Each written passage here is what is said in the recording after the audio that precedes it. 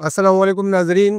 बरतानिया से बड़े पैमाने पर पाकिस्तान समेत मुख्तलिफ ममालिक के लोग डिपोर्ट किए जा रहे हैं। इसके अलावा बरतानिया ने अपने इमिग्रेशन कवानीन में तब्दीलियाँ की हैं, की वजह से जो वर्क वीज़ा, स्टूडेंट वीज़ा या फैमिली वीज़ा पर अप्लाई करने वाले पाकिस्तानी हैं, वो इस वक्त शदीद तशवीश में मुब्तला है।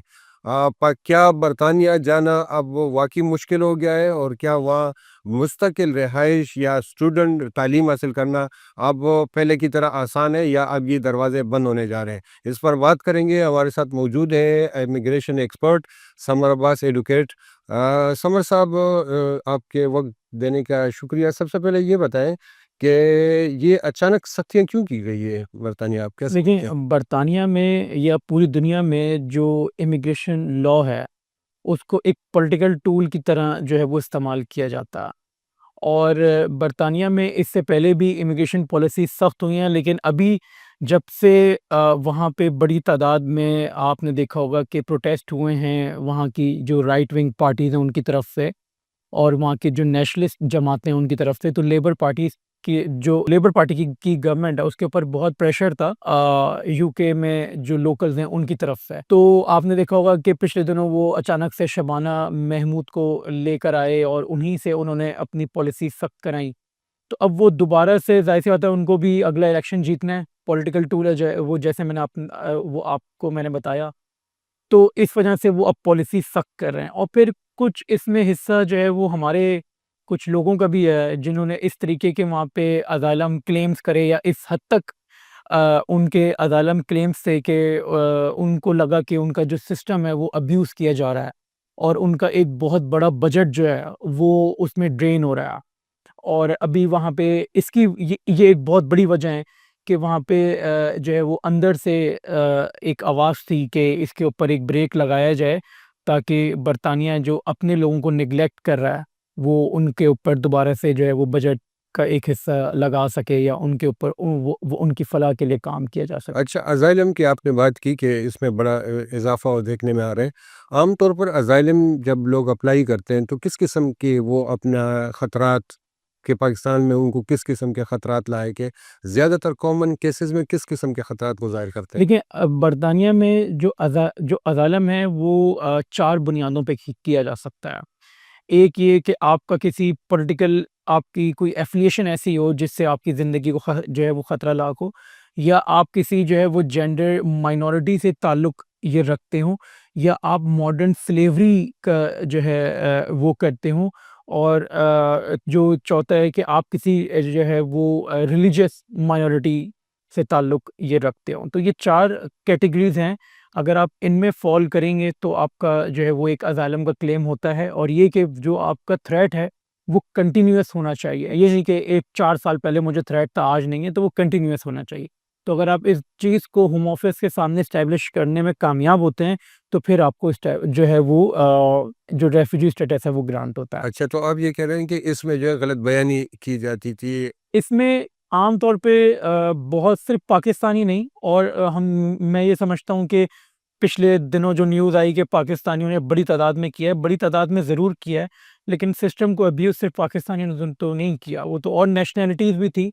और लोगों का आम तौर पे विज़िट वीज़ा एक्सपायर हो रहा है, या उनका स्टूडेंट वीज़ा एक्सपायर हो रहा है, तो वो असाइलम क्लेम कर दिया करते थे। वो बजाय ये कि वो कोई और रूट अपनाएँ या वो पाकिस्तान आके दोबारा अप्लाई कर दें, उनकी ये प्रेफ़रेंस होती थी कि बस अब वो वहीं पे रहें और असाइलम क्लेम कर दें। तो जिसकी वजह से एक बहुत इन्फ्लक्स हो चुका था असाइलम एप्लीकेशंस का। इसके अलावा बहुत सारे लोग गैर कानूनी रास्तों से भी जाते हैं। क्या वो भी एक वजह है? ऐसा बिल्कुल है।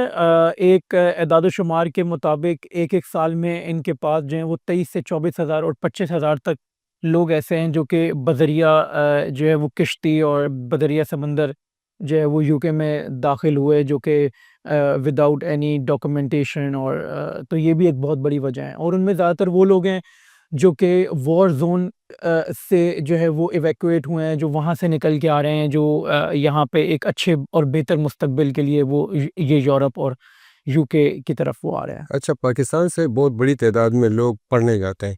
मतलब अगर जैसे बैरूनी मुल्क जाते हैं, तो उसमें जो सबसे पॉपुलर डेस्टिनेशन है वो यूके की है।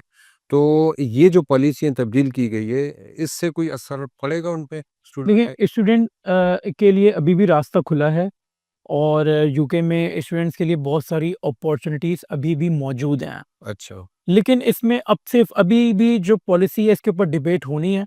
अभी जो है वो एक आप कह लें कि तजवीज़ आई है और उसमें स्टूडेंट का ये है कि अगर पहले 5 साल में उनको आईएलआर मिल रहा था, सिटीज़नशिप मिल रही थी, तो अब वो 10 साल पे है। तो अच्छा, अब उन्होंने अगर वो मास्टर्स के लिए आ रहे हैं, तो उनको 1 साल का मास्टर्स करना है, फिर उनको 18 महीने का ग्रेजुएट वीज़ा मिलेगा।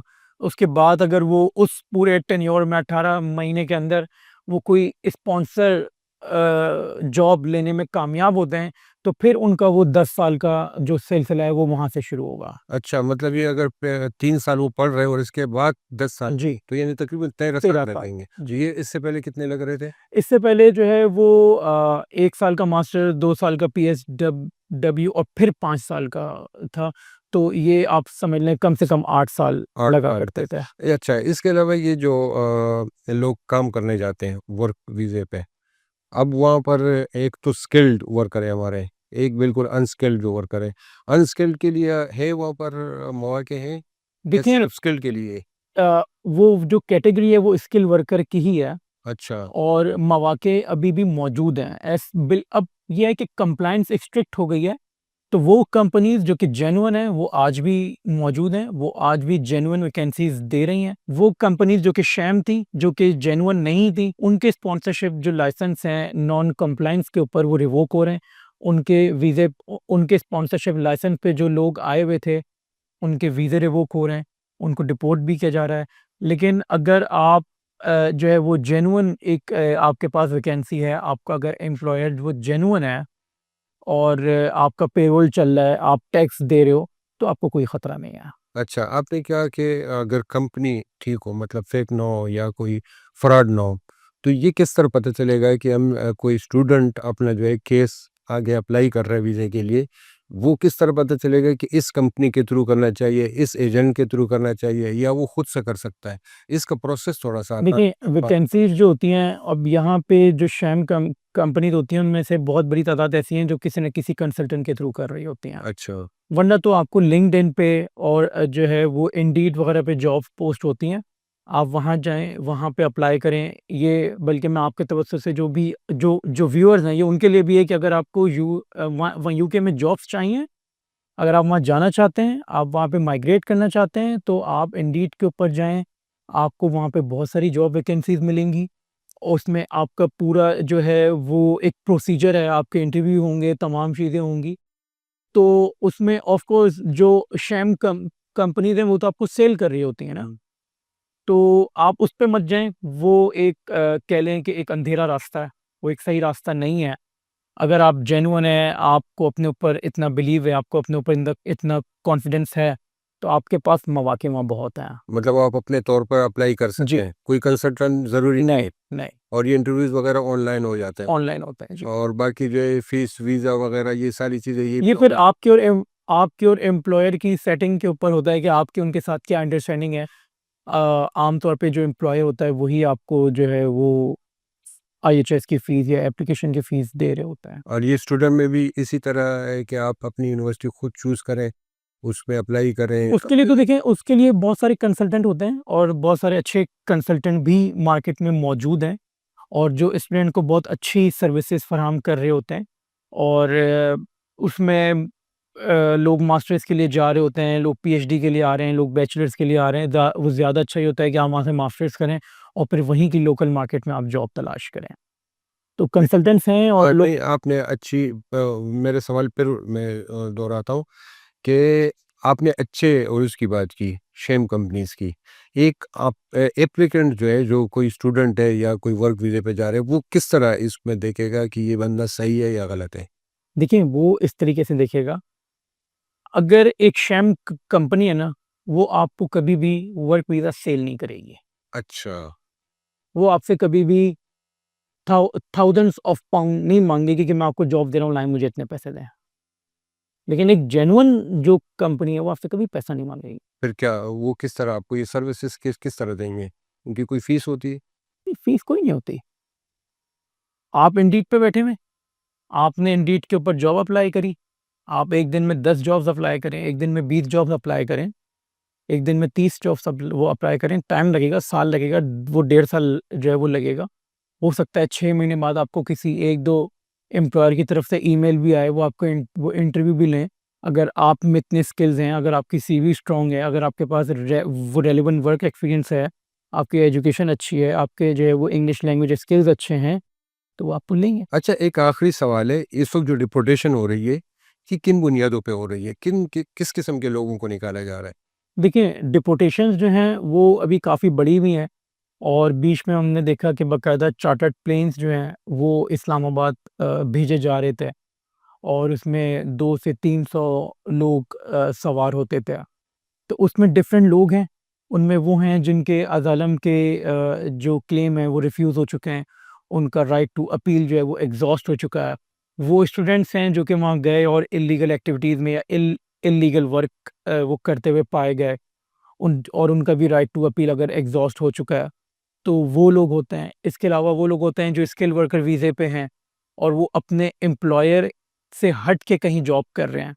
क्योंकि अगर आप स्किल वर्कर वीज़े पे हो, आप जिस कंपनी के पास जाओगे, आपने उसी के साथ काम करना है। अगर आप किसी और के साथ काम कर रहे हो फुल टाइम, तो वो एक इल्लीगल वर्किंग एक्टिविटीज़ में आ जाता है। तो जब होम ऑफ़िस या वहाँ की जो अथॉरिटीज़ हैं, वो ऐसे लोगों को वो आइडेंटिफ़ाई करती हैं, उनके सारी चीज़ें, उनके डॉक्यूमेंट, उनका वीज़ा स्टेटस चेक किया जाता है, उनके एम्प्लॉयर का स्टेटस चेक किया जाता है। तो अगर उनको उसमें थोड़ी भी कॉन्ट्रडिक्शंस नज़र आती हैं, तो फिर वो आपको डिपोर्ट करते हैं। ठीक वो है। एक्चुअली रिमूव करते हैं। या अच्छा, अच्छा। बहुत शुक्रिया, नाज़रीन आपका भी शुक्रिया। जैसे कि समर साहब ने बताया है कि अभी भी दरवाज़े खुले हुए हैं, स्टूडेंट भी जा सकते हैं, स्टूडेंट वीज़े पे काम करने वाले जो स्किल्ड वर्कर है वो भी अप्लाई कर सकते हैं और ऑनलाइन खुद से भी कर सकते हैं, और अगर कंसल्टेंट हो, नेकनाम हो, तो उनके ज़रिए से भी आप अप्लाई कर सकते हैं। अगर आप चाहते हैं कि इस मौजू पर मज़ीद इस किस्म के वीडियोज़ हो तो उस पर कमेंट करें, वीडियो शेयर करें और चैनल सब्सक्राइब करना न भूलें। अल्लाह हाफ़िज़।